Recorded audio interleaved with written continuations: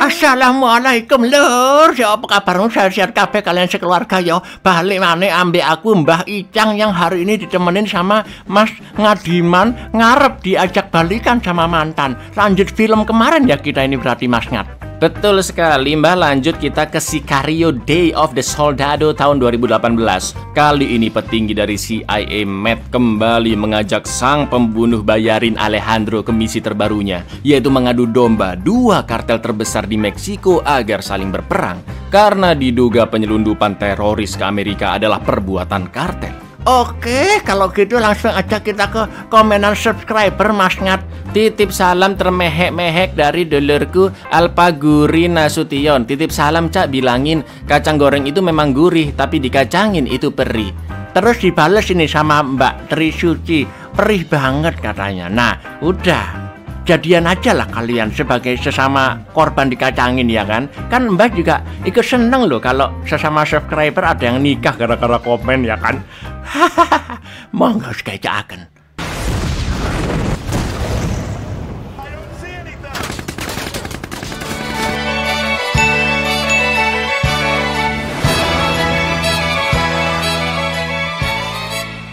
Di wilayah perbatasan Amerika-Meksiko, petugas patroli Amerika menemukan rombongan imigran gelap yang berusaha menyeberang. Akan tetapi ada seorang pria yang berusaha kabur hingga akhirnya dia terpojok. Karena tidak ingin tertangkap, pria ini pun membuka tas ranselnya dan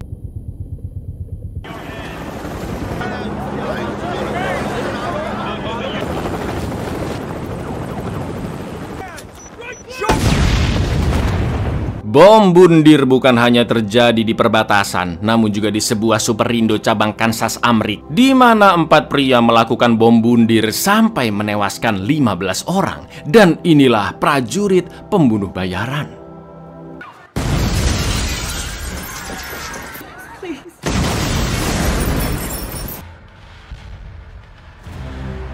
Insiden mengerikan itu pun tersebar ke berita, dan Menteri Pertahanan Amrik yaitu James mengatakan jika fokus utama pemerintah adalah membantu serta memulihkan orang-orang yang terluka dan juga keluarga korban, James akan mengerahkan seluruh kekuatan penuh militer Amerika untuk melindungi para warga dari serangan teroris.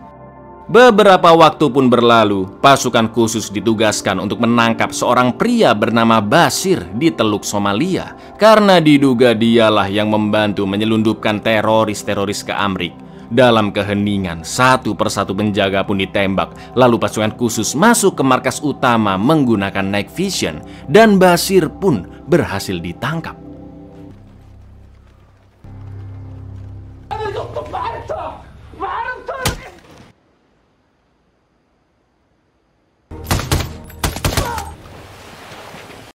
Basir diamankan ke markas militer Amerika di Djibouti, dan tak lama kemudian datanglah petinggi dari CIA yaitu Matt untuk menginterogasinya. Basir diminta menjawab semua pertanyaan atau rumahnya akan dihancurkan oleh serangan udara Amerika. Ketika ditanya tentang penyelundupan teroris dan siapakah yang membayar Basir, Basir berpura-pura tidak tahu apa yang dimaksud oleh Matt. Dan gak pakai lama, rumah beserta keluarga Basir di dalam sana langsung dirudal, yang akhirnya Basir pun mau membuka mulut. Watch.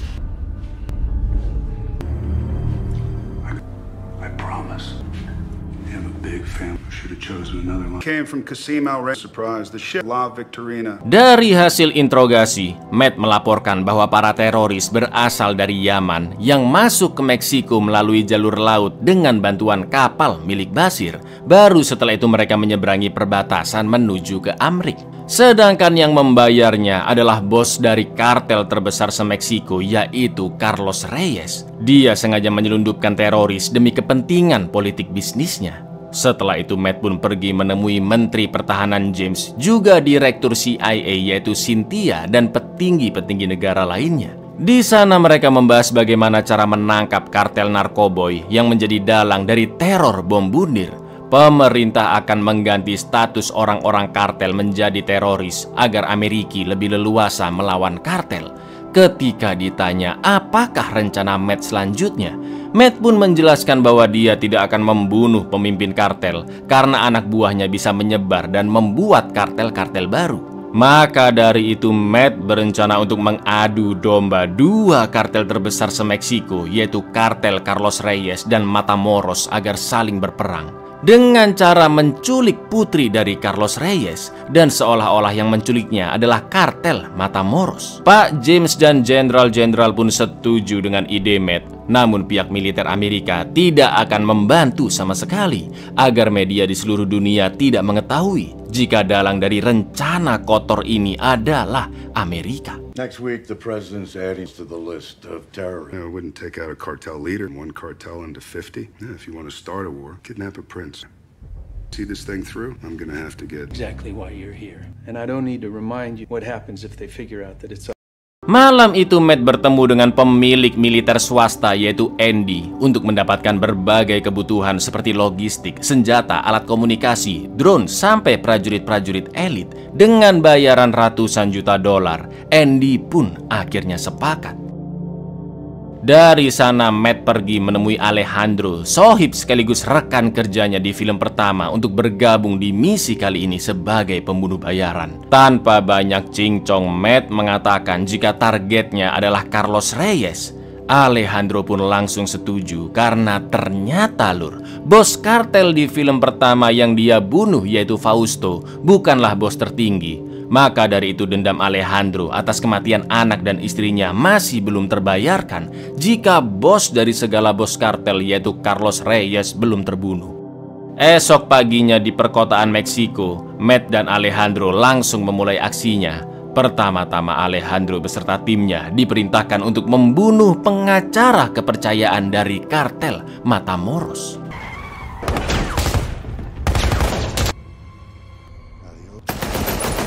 Berita Meksiko pun menyiarkan pembunuhan tersebut, yang mana polisi menduga pelakunya adalah kartel pesaing. Esok harinya di sekolah, anak dari Carlos Reyes yaitu Isabel terlibat perkelahian dengan murid lain. Jelas DNA bapaknya mengalir deras di dalam diri Isabel ya kan lur. Dan dengan mudah murid itu pun dibuat babak belur. Bahkan Pak Kepsek yang sebenarnya ingin mengeluarkan Isabel dari dulu karena selalu berulah, tidak bisa berbuat apa-apa karena dia anak dari bos kartel. Jangankan dikeluarin, dihukum sama guru BK aja loh. Diobrak-abrik itu sekolahnya kayaknya lur.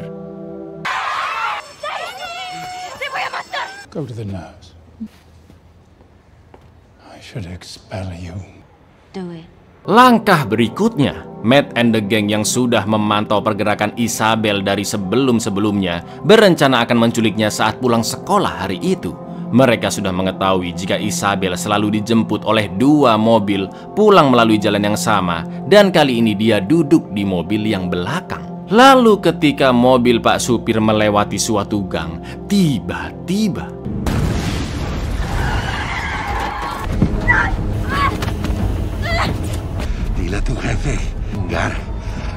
Isabel berhasil diculik. Dia diikat dan ditutupi mata juga telinganya. Matt pun lanjut mencari lokasi Carlos Reyes melalui satelit di pangkalan udara militer Amerika di Texas. Sedangkan Isabel dibawa oleh Alejandro ke tempat persembunyian yang jauh dari pemukiman. Setelah Isabel dimasukkan ke kamar mandi dan dilepas penutupnya, skema selanjutnya adalah Alejandro beserta kepolisian Amerika berpura-pura datang menyelamatkan Isabel lur. Sandiwara adu domba yang sangat cerdas bukan?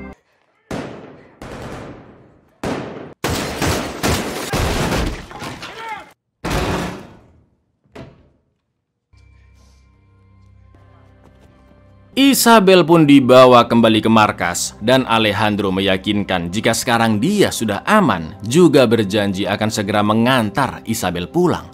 Setelah itu Matt dan Alejandro menemui teman lama mereka yaitu Rafael untuk membicarakan rencana memindahkan Isabel ke wilayah kartel Matamoros agar situasi antara kedua kartel semakin memanas dan segera berperang. Saat Matt dan Alejandro OTW balik ke markas, mereka hampir menabrak seorang bocil bernama Miguel yang nyebrangnya ngawur, di mana dia adalah anak buah dari Matamoros yang baru saja bergabung. Awalnya Miguel emosi, tapi begitu sirine mobil dibunyikan, dia pun langsung pergi karena tahu Matt dan kawan-kawan adalah polisi.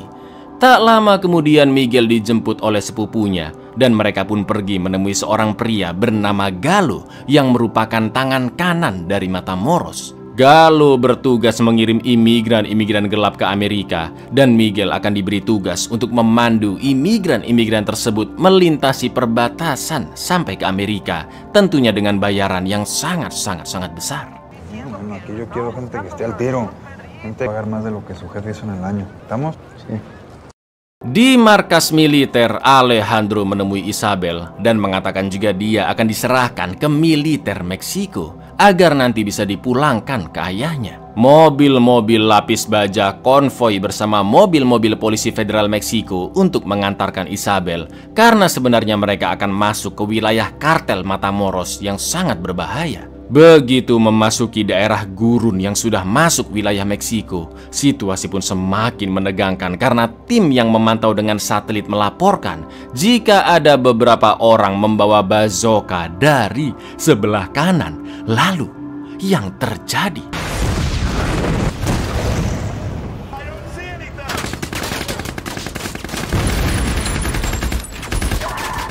Iya, polisi federal Meksiko yang mengawal ternyata sudah dibayar oleh Carlos Reyes untuk membunuh pasukan Amerika karena dianggap sebagai ancaman. Polisi-polisi Meksiko yang membawa bazooka di kejauhan dimisil oleh drone predator Amerika, sementara Matt dan timnya membantai seluruh polisi Meksiko di sekitar mereka.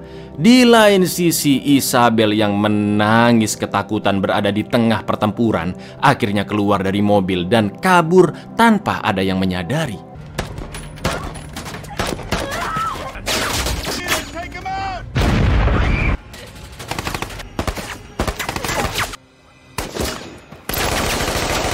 Karena Isabel menghilang dan polisi-polisi federal Meksiko lainnya sedang OTW ke sana, Alejandro pun berencana untuk mencari Isabel sendirian, sedangkan Matt dan yang lainnya diminta kembali ke wilayah Amerika karena polisi-polisi Meksiko akan datang mengepung. Sebelum pergi, Matt memberikan alat pelacak untuk Alejandro yang bisa diaktifkan ketika Alejandro berhasil membawa Isabel sampai perbatasan dan nantinya Matt akan menjemput Alejandro. Send me a signal, and then we'll come and get you.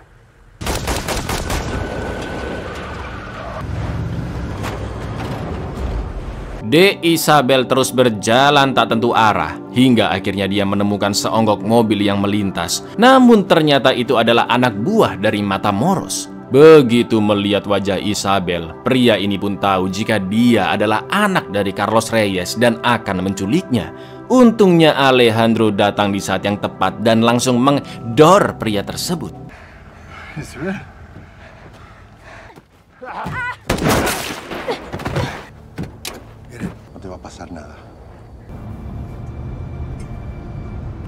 Setelah berjalan kaki cukup jauh, Alejandro dan Isabel menemukan rumah seorang warga. Mereka pun numpang nginep di sana, juga meminta makan dan minum.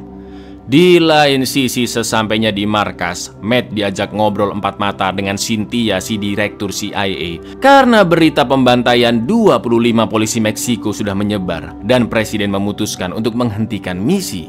Karena dengan terbunuhnya polisi-polisi Meksiko di tangan militer Amerika, maka bisa memicu peperangan antar kedua negara. Matt pun emosi mendengar keputusan itu karena timnya terpaksa membantai polisi-polisi yang menyerang mereka duluan. Akan tetapi perintah tetaplah perintah dan Matt tidak bisa membantahnya. Selain itu, dari laporan terbaru, 2 teroris di Kansas City ternyata warga negara Amerika, dan itu artinya mereka bukan imigran yang diselundupkan.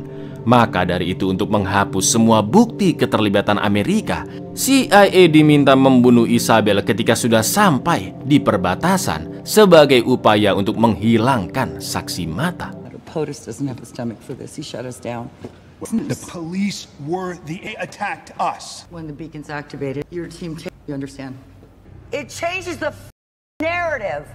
Clean the scene. When I say clean, gentlemen, I mean... Matt pun menelpon Alejandro untuk memberitai jika misi dihentikan dan Alejandro diminta untuk membunuh Isabel. Namun Alejandro yang merasa iba dengan Isabel akan tetap membawanya ke perbatasan dan akan melakukannya sendiri tanpa bantuan Matt. Malam itu Alejandro mengubur senjata-senjatanya sambil ngobrol ngalor ngidul dengan Isabel. Isabel mengatakan jika dia teringat dengan wajah Alejandro dari foto-foto milik ayahnya bahwa keluarga Alejandro telah dibunuh oleh komplotan ayahnya. Alejandro juga memberitahu bahwa sebenarnya dialah yang menculik Isabel agar nanti bisa menemukan ayahnya Carlos Reyes dan membalaskan dendam. Mendengar itu Isabel pun terkejut. Namun di lain sisi dia menyadari ayahnya yang telah melakukan banyak kriminalitas dan pasti ada banyak musuh yang ingin membunuhnya. Setelah itu Isabel diminta menggunting rambutnya, mengganti namanya menjadi Karina, juga beralasan jika Alejandro telah dibayar untuk mengawalnya sampai melewati perbatasan. Selain itu alat pelacak juga diaktifkan dan diletakkan di sepatu Isabel untuk jaga-jaga jika nanti mereka berdua terpisah. From now on, your name is Karina. Son GPS, nos separamos. Di markas militer, Matt melihat sinyal dari alat pelacak yang aktif dan dia pun bertanya-tanya kenapa Alejandro masih ngotot membawa Isabel. Namun suka tidak suka Matt harus mengikuti perintah atasan dan akhirnya OTW ke perbatasan bersama timnya. Sementara itu Alejandro dan Isabel sudah sampai terminal bis, tempat si tangan kanan Gallo berada, dan dia harus membayar agar bisa melewati perbatasan. Tapi dilalahnya Miguel juga berada di sana dan mengenali wajah Alejandro yang dulu hampir menabraknya. Miguel pun melapor ke sepupunya jika Alejandro kemungkinan adalah polisi Amrik dan mereka langsung mengatur rencana agar bisa menangkap Alejandro. Tak lama setelah bis berjalan, tiba-tiba supir pun menghentikan bisnya dan anak buah Gallo menodongkan pistolnya ke Alejandro.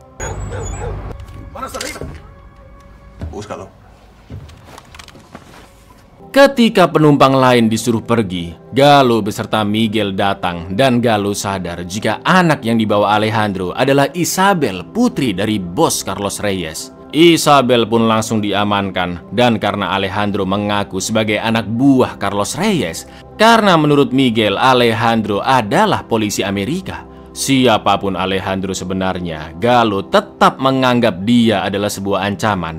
Alejandro pun dipukul hingga lemas, ditutupi wajah dan mulutnya, lalu dibawa ke suatu tempat sepi untuk dieksekusi. Gallo pun memerintahkan salah satu anggota baru yang masih bocil untuk mengeksekusi Alejandro sebagai bentuk kesetiaannya dan menguji apakah dia layak menjadi anggota kartel. Namun karena bocil tersebut ragu-ragu dan akhirnya jiper, nggak pakai basa-basi langsung disikat sama Gallo, lur. En las manos de un niño.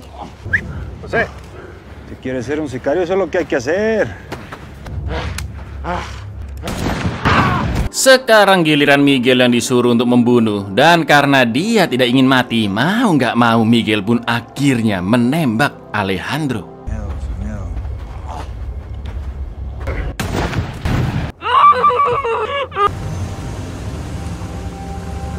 Di saat yang sama Matt dan timnya menyaksikan pembunuhan Alejandro dari satelit. Matt pun sempat terdiam dan sangat terpukul atas kematian sahabatnya. Dengan sangat emosi, Matt memerintahkan anak buahnya untuk membantai seluruh anak buah Gallo tanpa tersisa. Saat rombongan Gallo OTW pulang, Miguel yang merasa perbuatannya salah dan sewaktu-waktu dia bisa dibunuh seperti bocil temannya tadi, akhirnya memutuskan lompat dari mobil lalu pergi dari sana. Dan di pagi harinya pasukan Matt berhasil mengejar Gallo serta anak buahnya. Dalam waktu singkat mereka semua pun langsung dibantai.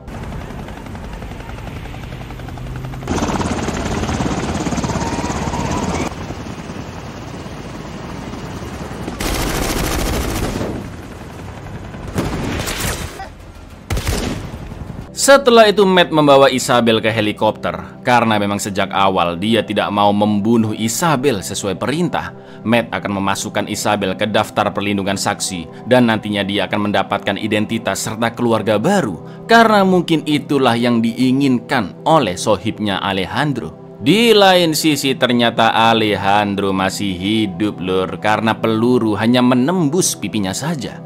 Dengan gesper mayatnya si bocil, Alejandro berhasil melepas ikatan di tangannya. Lalu dia berjalan tertatih-tatih mencari bantuan hingga menemukan mobil Gallo di jalanan. Alejandro melihat komplotan Gallo sudah koit. Dia mengambil beberapa senapan dan granat, lalu pergi dari sana menggunakan mobil itu. Dalam perjalanan mencari klinik tongfang terdekat, anak buah Gallo yang melintas sempat mengejarnya. Namun Alejandro langsung melempar granat ke mobil mereka.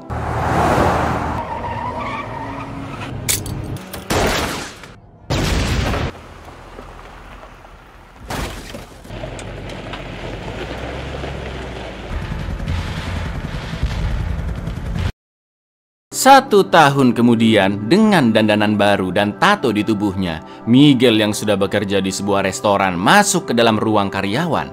Namun betapa terkejutnya dia melihat Alejandro yang masih hidup dan sedang menunggunya. Kedatangan Alejandro bukan untuk membalas dendam, namun menawarkan Miguel apakah dia mau menjadi sicario atau pembunuh bayarin.